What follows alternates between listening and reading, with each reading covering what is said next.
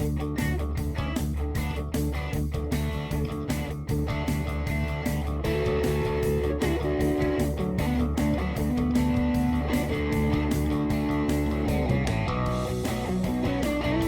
to Wisdom for Life, where we sift through philosophy to find practical advice that you can use in your everyday life. Hi, I'm Dan Hayes, and I'm joined by my co-host, Dr. Greg Sadler. And today we're talking about thought experiments and what we can learn from them. And thought experiments, I think a lot of people are familiar with these, even if they haven't taken a philosophy class or read a philosophy textbook, because there's so many of them out there today in meme form, right? So people have been exposed to these. Plus, they're kind of a staple for sci-fi television and movie shows. We're going to talk today about a number of thought experiments. We actually did not quite scientific polling, but we solicited ideas and answers from those who watch or listen to the show, and we wanted to see which thought experiments they wanted to talk about. We did get a lot of things that weren't thought experiments that people gave us, so we're going to spend a little bit of time clarifying what we mean by thought experiments. But before we jump into that, I think we should talk about why we wanted to do a show about this in the first place. And I don't actually remember. It's been a little while since we started kicking this idea around. Do you remember offhand why precisely we decided to do thought experiments? Did we just say, well, that's kind of a cool topic to tackle, or what was it? I don't remember the exact inception. Maybe, was it Christopher Nolan, planted it there? But at least we can think about and create a thought experiment. No. Yeah. Of why these thought experiments are actually useful for us outside of just, in a book or in a classroom. And definitely there is an ability with creating these scenarios in which we are changing certain aspects of them that allow us to look at our own lives and our own societies that we have created from a very different angle, one that is usually obscured by our normal experience of life. Yeah, that's a good way to put it. And some of them are going to be more directly applicable to our lives. You can see right away how it would inform what we have to do. So when we talk about the Ring of Gyges, for example, there's a lot of ways we can correlate that to what technology or power does in our society and what it might do to us. Some of them it's a little bit tougher to do, so we're going to try to unpack that with each of them. And we're tackling thought experiments that we thought were cool and we wanted to do, but also those that other people suggested, sometimes very strongly suggesting them to us. So, and Dan's right, oftentimes the native habitat of a thought experiment is a philosophical or some other related field, the text in that field or the classroom. So how do we take these out of the classroom and make them applicable to our lives when they're usually kind of simple scenarios? Mm-hmm. That'll be a bit of a challenge, but I think we're up to it. So go ahead. I think the best way to try to do it is to try to maybe insert yourself into these thought experiments and see how you would then react within the constraints that are given. Yeah, and so that requires a use of the imagination and perhaps in some cases as well of suspension of disbelief. You can say, we were talking about this before we started, for example, with the veil of ignorance that we're going to talk about coming from John Rawls. Part of the upshot of that is you can say to somebody, hey, you see that disadvantaged person over there? How would you feel if you were in their situation? Would you want the world to be set up in such a way that they're sort of getting screwed over routinely? If that was actually you or somebody that you cared about? And then people will often respond, but that's not me. So I don't have to care. And we're saying, no, try it out. See if you can actually put yourself into that person's shoes. Some people call this empathy. There's a variety of different ways people use that word, but that's one use of the term. Try to think about what it might be like to be somebody else, And a potential pitfall that I see a lot of times when there are new students that are talking about these is they try to wriggle out of them. Oh, and right.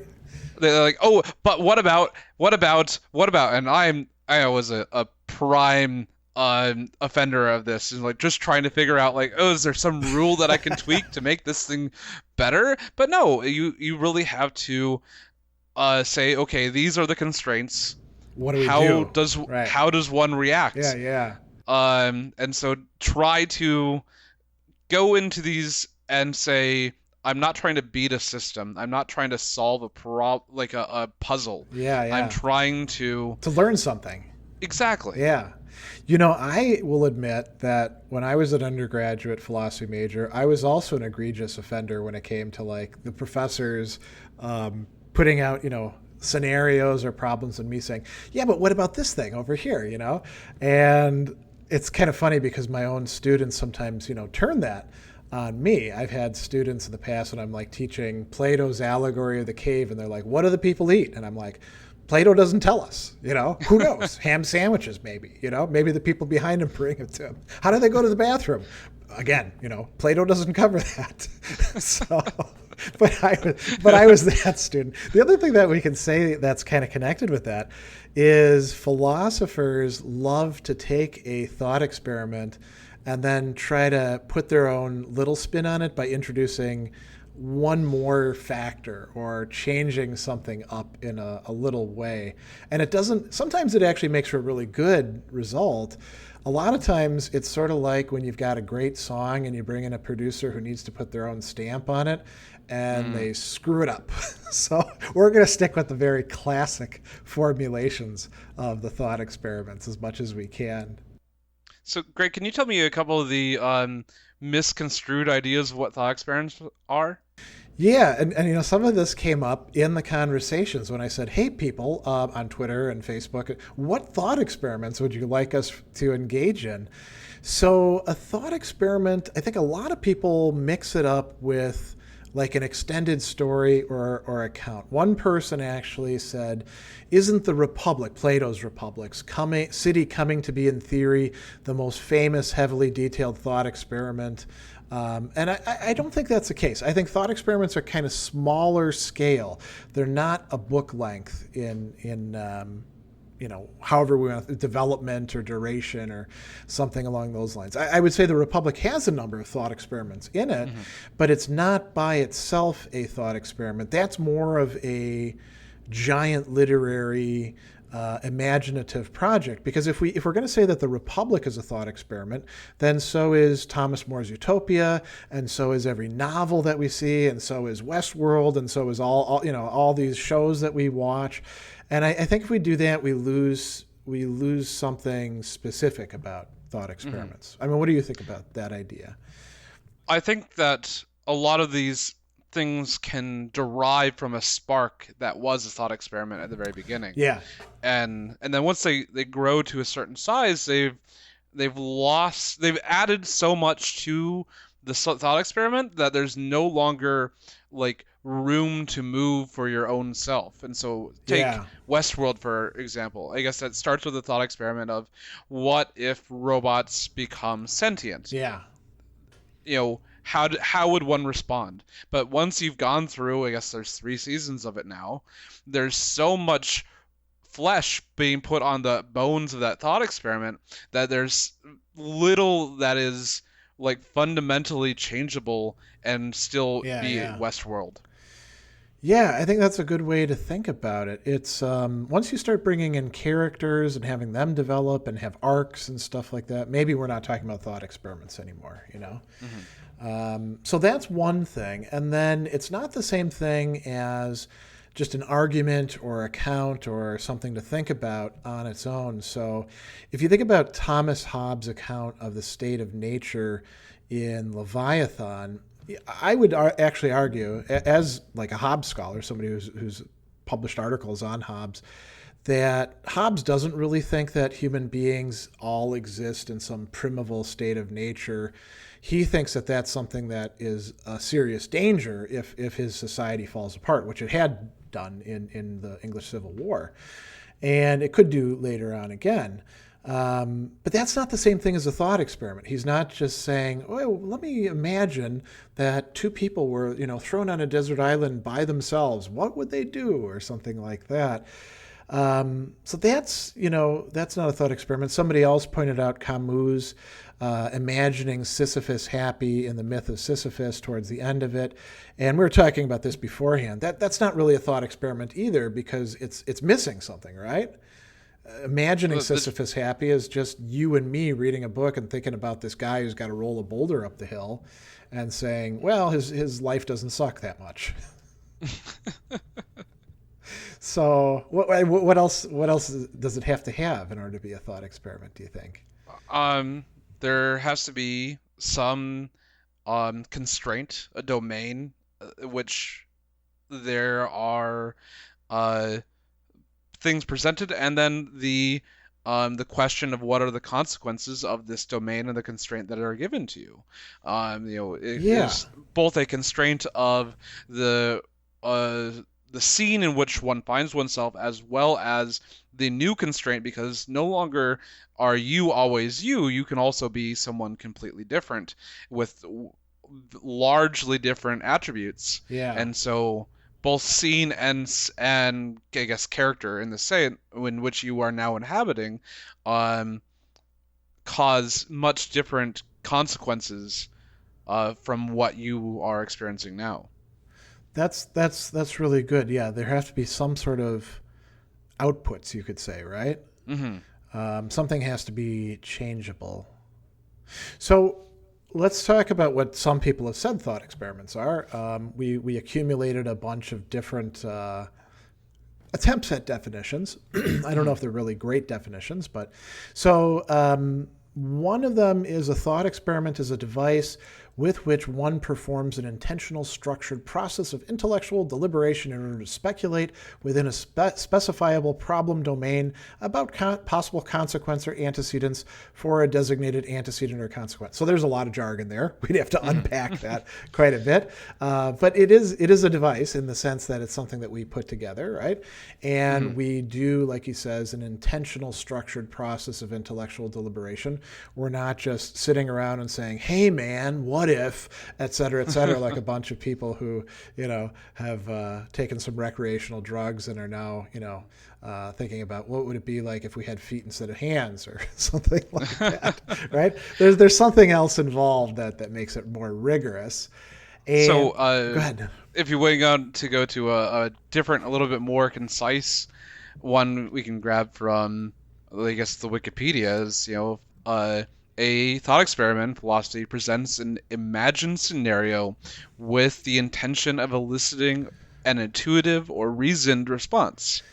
And I like this idea of reasoned response. Yeah, I like the idea of response, because instead of just saying we have an output or a consequent that follows, it puts the burden on us to say, hey, what would you actually think, or what would you do? What would you say? So I think that's actually right. I think that's part of what gets to the core of what makes something a thought experiment and not just a cool thing to think about or something counterintuitive that's a paradox. I think when it makes us have to respond, it puts us on the spot in some way. And I think that's why a lot of people don't like thought experiments. They're like, don't ask me about this thing. It's the difference between just being that passive observer or an active participant in the piece of work. Yeah. Now the Stanford Encyclopedia of Philosophy entry had something to say that I kind of liked. They talked about why they're used. And so it said employed for various purposes. And then it brings up things like conceptual analysis, hypothesizing, theory, implementation, very nice sort of things. But at the start of that, it also said education. So we do use these in educating. That's why in philosophy classes we bring up thought experiments. Entertainment.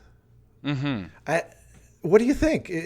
I think that's right. That people do find these, at least certain people find these entertaining, and they like to talk about them precisely because of that. It reminds me of riddles, but riddles that actually have real world consequences.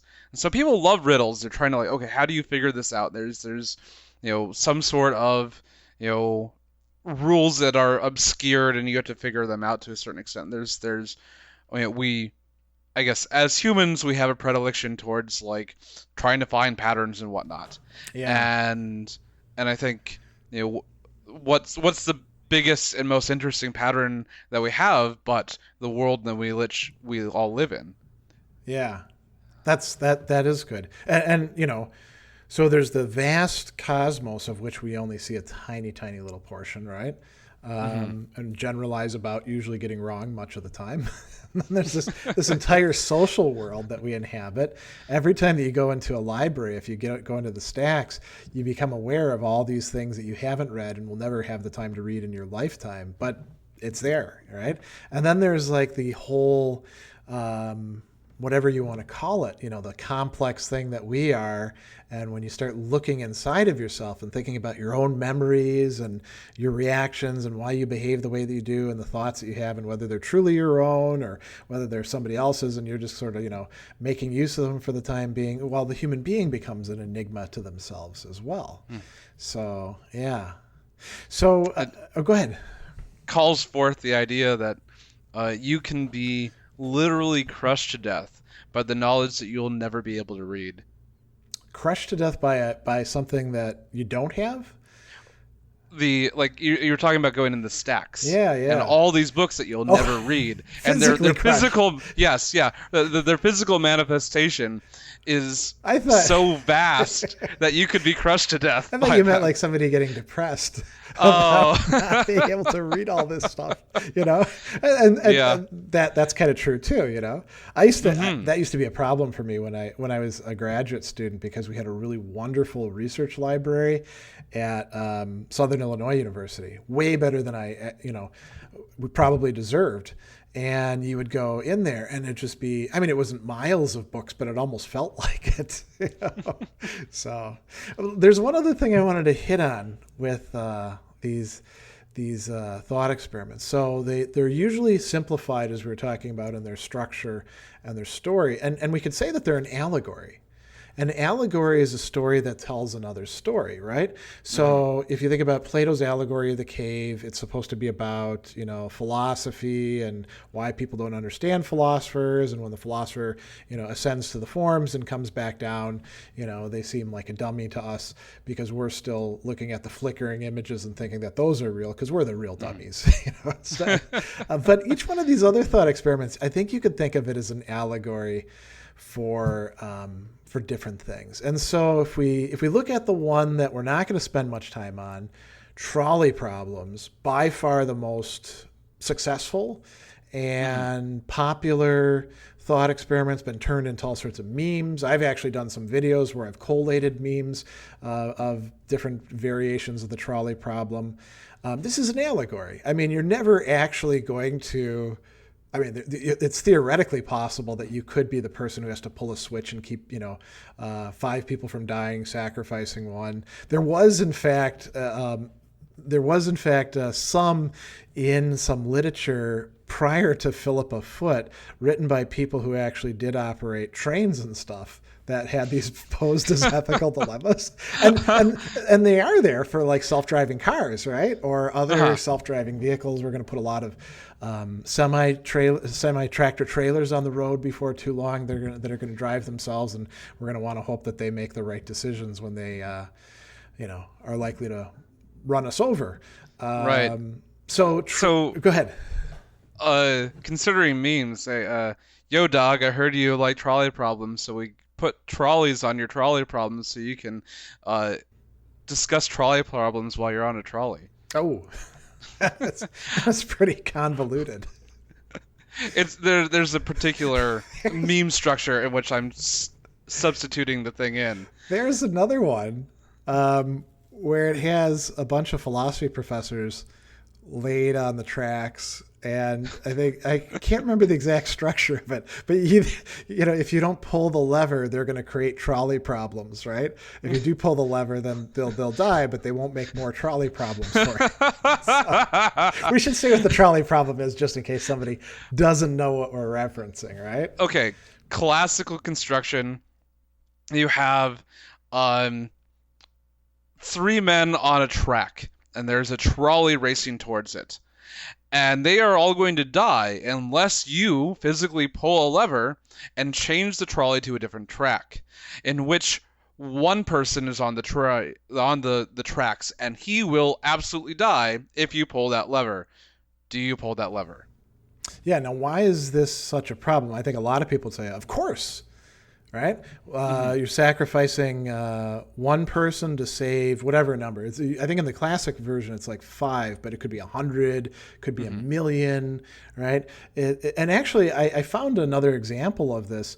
There's a similar question in Dostoevsky's Brothers Karamazov, where Ivan Karamazov asks his younger brother, who's going to be a monk, if it would save the whole universe, would you sacrifice one person, make them suffer horribly as a means, right? And so why does this thing even count? Why doesn't everyone just automatically pull the lever?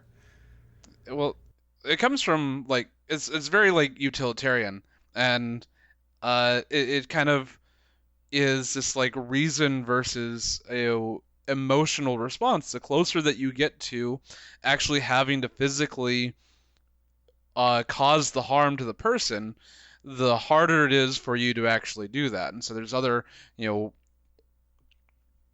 formulations of this where you have to actually physically push the person onto the train tracks. Yeah, there's to stop a fat the train. guy or a variation over the bridge.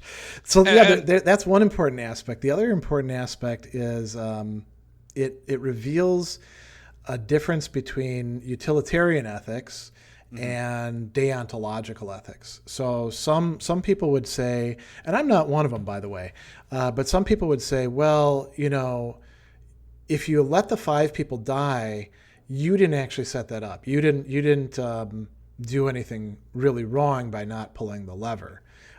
If you pull the lever, you are actually the one responsible for the person dying. I don't really, I don't buy that too much myself, but I guess I'm more utilitarian in that respect. I imagine you probably are as well, right? Yeah, usually my initial on most of these are yes, do it. And but then the question is, what happens when we're in the heat of the moment? Yeah. How do we react?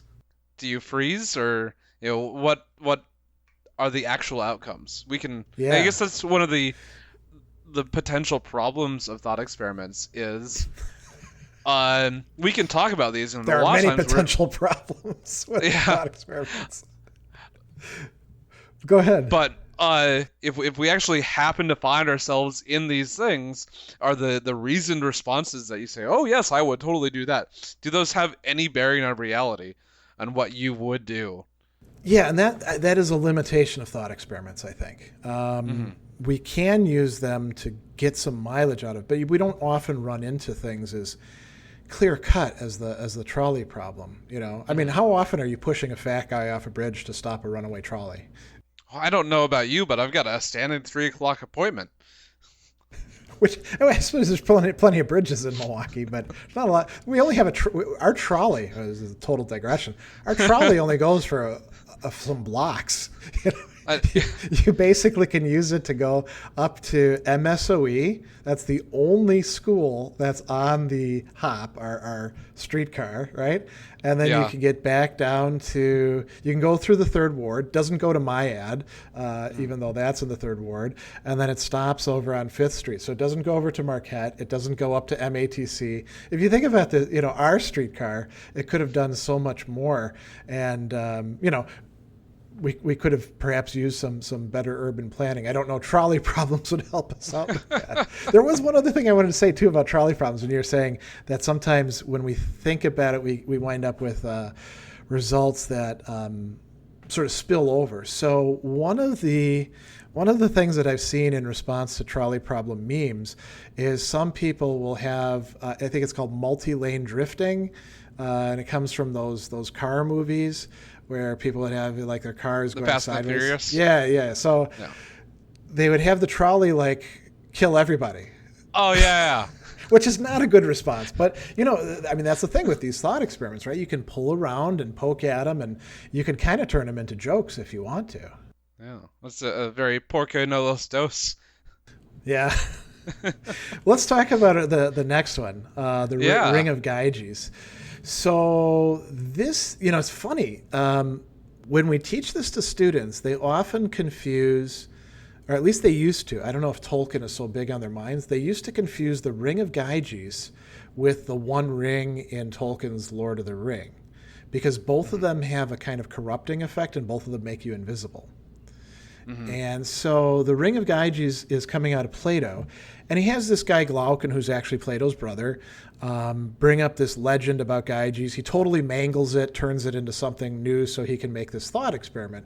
And he says there's this guy, and he's a shepherd, and he goes into an underground vault, finds a dead king there, finds a ring, puts the ring on his finger, goes upstairs. Nobody can find him. They're all talking about him as if he's not there. Pulls the ring off. People are like, where have you been? And then he realizes that the ring has granted him invisibility. And so, what does he do with the ring? Predictably enough, he kills the king, seduces the king's wife, becomes the king himself. And so the idea behind this, as Glaucon says, is if you had a ring like this, you would probably commit injustice. What sort of things would you be doing? And so for years and years and years, I have been using this in classes and asking my students, what would you do if you had a ring like this? Be honest about yourself. What kind of stuff would you get into? And some of them are, very straightforward, and they say, I don't have a very good character, and I think I probably would go into other people's locker rooms and look at naked people, or I would steal things and some of them are really kind of funny. Instead of I would go and steal money from a bank, they're like, I would restrict my stealing to fruit from a vendor, to keep it very small scale. But if you had something like this, because if you think about what does the ring actually give you? It gives you invisibility, and you say, well, who cares? I mean, just shoot a fire extinguisher at them like they do in the movies, or throw flour. So imagine it doesn't just give you invisibility. It creates a situation in which you're not going to face detection and you're not going to face punishment, and you can do whatever you want to other people without any sort of consequences for yourself. What would you be tempted to do? One thing that Plato says that people would do is settle scores. They would find their enemies and kill them, or torture them. And you can say, well, I wouldn't do that. I don't like to torture people. Who knows? If you got a ring like that, and maybe day one you don't do that, but maybe by the end of the week you're doing some sketchy stuff, and then after a month you're justifying yet more really sketchy stuff to yourself, and then eventually you cross that line into becoming a genuinely bad person. And so another formulation of this is it better to be a good man with a bad reputation or a bad man with a good reputation? Which is kind of goes a little bit far afield, but it's still talking about this idea of, if you could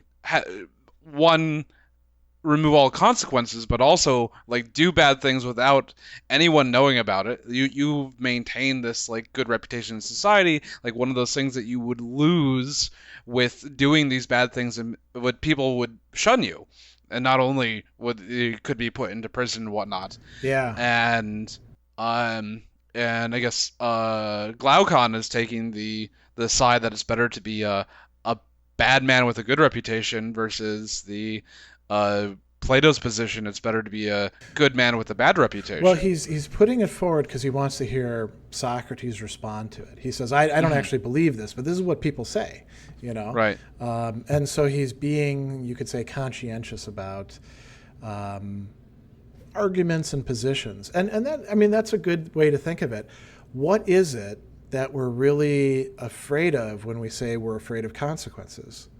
We're afraid of physical punishment, right? Yeah. We're also, I think a lot of us are much more afraid of losing something, being fined money, or something being taken away from us. A lot of people are worried about losing their freedom, but I would say that a lot of people, even more, are concerned about the loss of their reputation or damage to their reputation, right? If somebody, we have things like this. Somebody digs into your tweets from 12 years ago and finds out that back then you were a racist, right? That's now that would damage your reputation, or make your reputation in some circles, actually, because we do have a lot of racists out there, unfortunately, right, who celebrate that sort of thing now. But in most circles, at least a couple of years ago, that would have been really damaging to you. And we could say similar things about wrongdoing that you've done. I think about the Me Too movement and some of these people. Once it was discovered, they really were canceled. Like Kevin Spacey, for example, who deserved it clearly. Oh yeah. And I guess Ron Jeremy is our newest person. Which how the hell did people not see that one coming? Yeah, I saw something about that. I haven't actually looked into it. I do have to admit that, like you're saying, it's not the sort of thing where you're like, oh, really? That I would have never have guessed that would be the case. He seems to be a prime respecter of everybody's personal space. I don't even know if we should joke about this guy. Right. So going back to my students, and I'd be interested to see what you think about this as well, and what you think other people who aren't students would say about this. So if you had the ring, what would you be worried that you would do? And my students, some of them actually tell me things like, I would use it to fight crime, and they'd somehow turn it into good. So leave them aside. Some of them are honest, and they're like, this would corrupt me. I would start cheating. I would start taking whatever I wanted. And it's not just that it would be damaging to other people. It would be damaging to them as well. So what do we have that's kind of like this Ring of Gyges? I mean, some people have pointed out that the internet, with anonymity, people can write things with impunity to each other.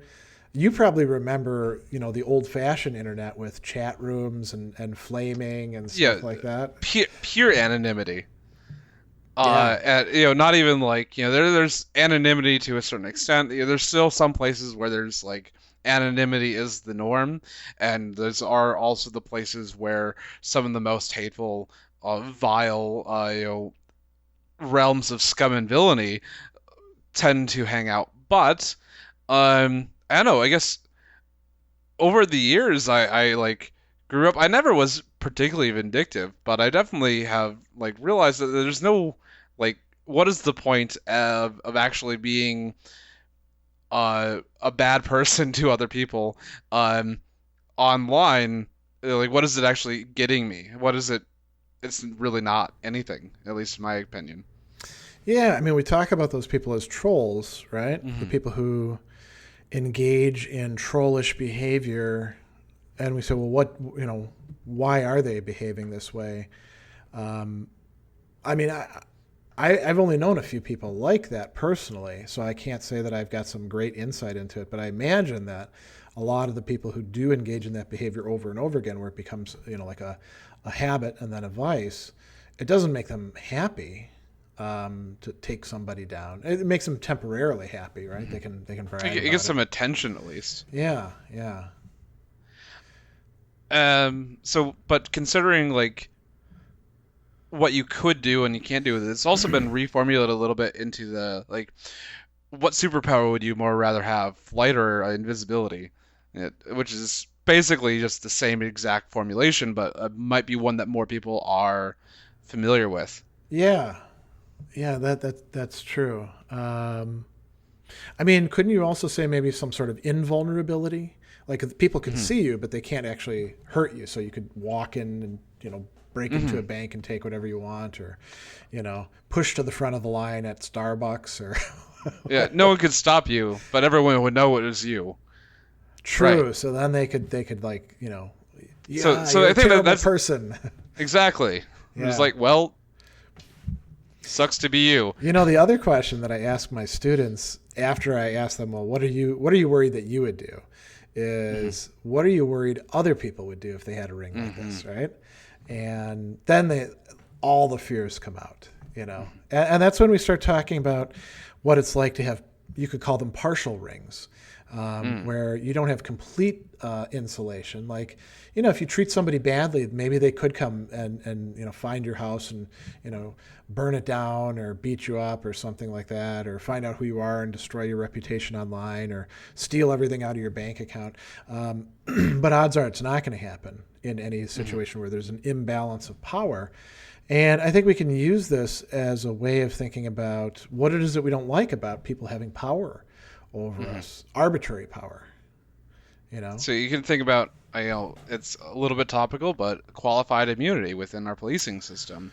That is actually a really great example. I think you have to say for some, you know, there's going to be some of our listeners who don't know what that means. So go ahead. So qualified immunity says that if you are a police officer doing a police action, then there is a much higher standard of proof to like say that you're assaulting someone. So the police like goes and like runs you down on his bicycle in order to like catch you or something. That's perfectly fine. He was doing his job. He was doing a police action, whereas that would be a assault in anyone that was not a police officer.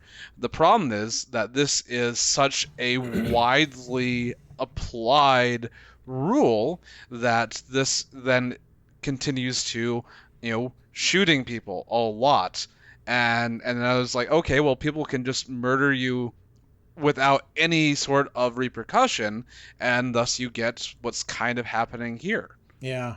And it's interesting when you do comparative work and you look at how policing works in other places that aren't complete, you know, broken down societies, corrupt and stuff like that, but actually functioning societies, they look at our doctrine of qualified immunity and they're like, that doesn't make sense at all. Our cops, if they do the wrong thing, they're going to prison because they're supposed to be like held to a higher standard, not, you know, given a lower standard to get away with things. So yeah, I think that would actually be a good example.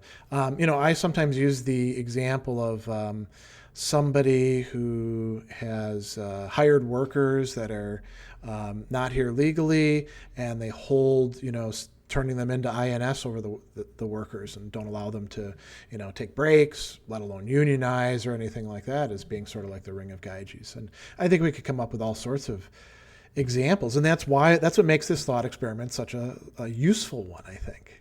You know, it's not just about some ring that you got on your finger. It could be all sorts of things that produce a power imbalance and allow people to behave with impunity. Let's talk about another one. I don't know how many we're actually going to get to. I think we may have to do a show or two more on these. Let's go Ship of Theseus. Oh, okay. So a metaphysical question about identity. So the Ship of Theseus, the idea had been around for a while. It gets formulated by Plutarch in, you know, of course, his story about Theseus. And the idea is that you've got this boat and, you know, they're sailing around and you got to replace parts of the boat. So you replace an oar here and there. You don't have the original equipment. And then, you know, eventually the boards in the deck and the hull start to go. And so you fix this one first and you fix another one. And you never like totally change the boat all at once. You're not buying a different boat. You're not doing an absolute overhaul. You're just doing this piecemeal thing along the way. The question is, so if every single part has been replaced at one point or another, is it still the same boat? And then you could take it one step further. If you happen to keep all the old pieces that you had replaced that's a good one. And reassemble it, which one is the Ship of Theseus? Yeah. Is that the old boat? Yeah. Yeah. Okay, that's a good wrinkle to add to it. That's kind of similar to some of the other ones that we were going to talk about. Yeah. But yeah, so how does this apply to things other than Theseus's ship? I mean, what does it apply to? Us. How so? So, like, we create and discard all of ourselves over the course of our life many times over. And so we are never like the same set of cells that we were when we were a child as we are now. And in a decade's time, you won't be the same person at all from the physical person, the atoms that are right here at the moment, than you were. But there is something that you call you. Right. What is it? And that's an interesting one. That goes all the way back to Plato, because Plato has Socrates say. So maybe Socrates actually said this, or maybe just Plato put it in his mouth. Exactly what you're saying about the body. It's not just like our hair or our nails. It's the whole thing that is constantly changing. Now, Plato didn't know about cells, of course, but he had that intuition. And he went further and he said, the knowledge in our mind, this is why we have to remind ourselves of things or relearn it or study it. That's constantly changing too, right? And neurons are cells. So presumably your whole wetware package up in your noggin is changing over the course of time too, right? It is, absolutely. And that's, if you want to think about like who you are, that's got to be one of those things that you like, oh, there's like an almost existential crisis there. I think it can make people anxious when they think about it. Yeah. Yeah. So it's a question about identity. And you can ask similar things. Like I've done this with talking about bands, heavy metal bands in particular, where you start out with like, say, five musicians back in 1970, and over a while, they kick one of them out. They're like, this guy drinks too much, so they replace somebody else on drums, and then they over time they keep like kicking people out and getting new people in. So if you get to the point where there are no original members left, like for example the case with Thin Lizzy, is it still the same band? Can they feasibly call themselves the same thing, or are they exploiting the whatever the good feelings that people have? IP. Oh, right. We might actually talk about EP someday too, right? Emotional property. When it comes to like exploiting those good feelings that people have towards the band. Now, Thin Lizzy, to be fair, they have one guy who's close to original, Scott Gorman. He's the band leader. He acknowledges that it's not the same band without the founders and all that, and he says that we're essentially a tribute band. We go on stage. We don't produce any new material capitalizing on the Thin Lizzy name. As a matter of fact, they when they're making new material, they call themselves Black Star Riders. Really? Yeah. I think that's a really honest way to go about it. So like the Ship of Theseus, like, should it be called something different when they arrive in port? Yeah. That's hard because like at first like I was like, is the identity in the catalog of music? Is that the only thing, or is there actually something that is there within, I guess, the minds, however you want to describe those, of the band members that were there that actually created that music in the first place? Yeah. I think there's too many riddles or too many different moving parts for me to deal with that one. Let me give you another one out of music that's really funny. Yeah. So Kiss, right? There were 4 original members. They couldn't all get along. The only 2 original members left are Gene Simmons and Paul Stanley. Ace Frehley's got his own gig. I'm not sure what Peter Criss is doing, but they've replaced Ace Frehley and Peter Criss with Tommy Thayer and Eric Carr, and they wear the makeup and all that sort of stuff. And they've been with the band for a long time. And now Paul Stanley's getting to the point where his voice is getting weak because he's in his 70s, right? And even Gene Simmons is like, oh, man, I don't know if I want to do this the rest of my life. So they're talking about hiring 2 other guys who will put on the makeup. Obviously, you have to have some chops, on bass and guitar and singing. And they would essentially be Kiss.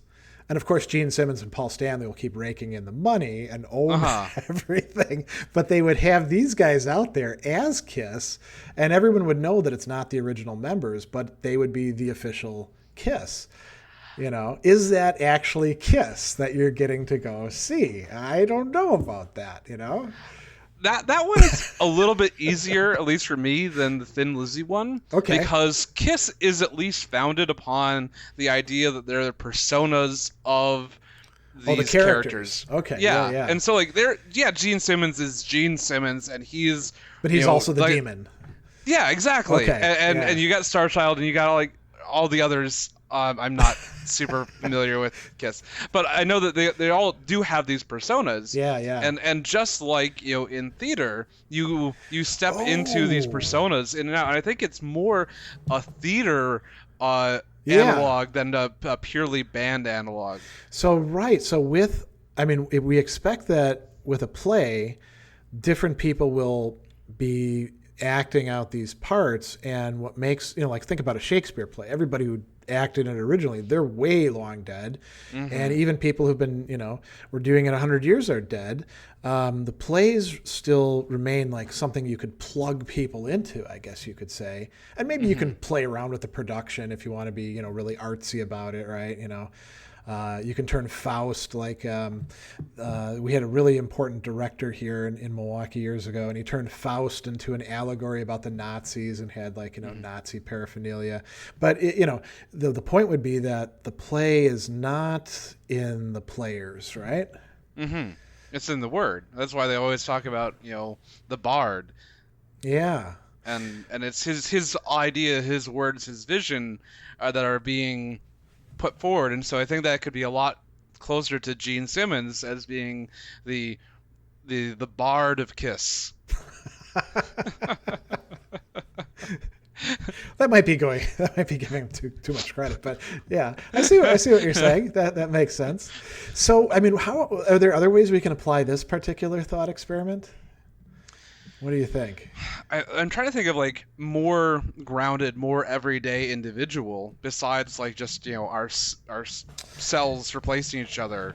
Yeah, I mean, it's not as if this applies to things like food, right? Your hamburger isn't around long enough for parts of it to get replaced by other parts. If it does, I don't think we'd say imagine. But a McDonald's hamburger is.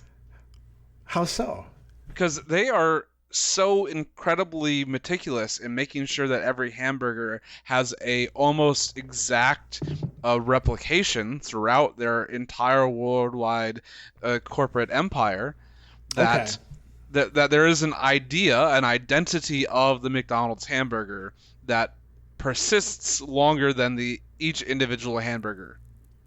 Well, that's true, but that doesn't strike me as a Ship of Theseus sort of issue. That's more like almost like there's a platonic form of hamburger out there for McDonald's, and then it gets instantiated. I mean, in order for it to be Ship of Theseus, you'd have to go to McDonald's and they give you your hamburger and you open it up, and then you drop the bottom bun, and you're like, hey, can I get another bottom bun for this? And they're like, yeah, okay, fine, here you go. Right? And then you're walking along and the patty falls out. And then you're like, hey, can I get another patty? And assuming that at some point they're not going to just say, get the hell out of here. What are you doing? Right? What's wrong with you? You can't eat a hamburger, right? But so let's say you actually go through that. And every single bit of the hamburger winds up being replaced one at a time, down to the little flakes of lettuce or the pickle circles or the squirt of mustard and ketchup, right? Each one of those things gets replaced. Okay, that would be a Ship of Theseus. I don't know what it would be a Ship of Theseus we care about, though. And there's other things, too, where we wouldn't care at all. Like if you had a stack of $100 bills, right, and that was your savings account, and you weren't keeping it under the mattress, you're actually keeping it right in front of you, and your friend were to come along and say, I want to swap out those dollar bills because I like the numbers that they have, I'll give you other ones, you wouldn't be like, oh, this is a different stack of dollar bills, you'd be like, no, it's same stack, because the function, I guess it really does boil down to that. We don't care about the identity of the individual parts in that case, right? Right. Although I have met a person that did care. Really? Wasn't the most stable individual, but he did. he lent a $20 bill, was repaid, and was angry that he did not get that $20 bill. Yeah, he had memorized the numbers. Was he using it? There used to be this game that people would play. It was called like dollar bill poker or something, and you would match your numbers against somebody else's. I don't remember how it was played, but you could like win the other dollar bill. So some dollar bills were better than others. Is he into that sort of thing, or? I do not believe so. I think he was just a little bit off his rocker. Well, we probably have time to like start digging into one more thought experiment. Unless we wanted to go to the practice. Or should we scare people with Roku's Basilisk real quick and then do the practice? Let's definitely scare people with Roku's Basilisk. So this is a thought experiment, and it's one that originated on a platform called Less Wrong, and it so bothered the moderators that they actually like intervened and tried to get rid of it for a while, if I remember right. And it bears on ethics and the metaphysics of time, and I guess you could say also philosophy of computing, you know. And so the idea is that in the future, there would be an AI who would be so smart it would discover time travel. And it would be able to know about what's happening now in our time. And the AI is it's sort of like a jealous God. It really only cares about whether people are for it or against it, whether you're doing things to promote the existence of this AI or whether you're doing anything else. You're not helping out, right? If you're not for it, you're against it. And so it will find a way to come back and punish you, torture you. There's different ways of formulating it. Maybe it creates a replica of you in the future and it tortures that in eternity or something like that. Now, if I have no mouth and I must scream.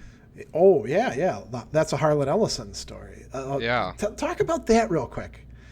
That's actually kind of a good way to think about what this would be like.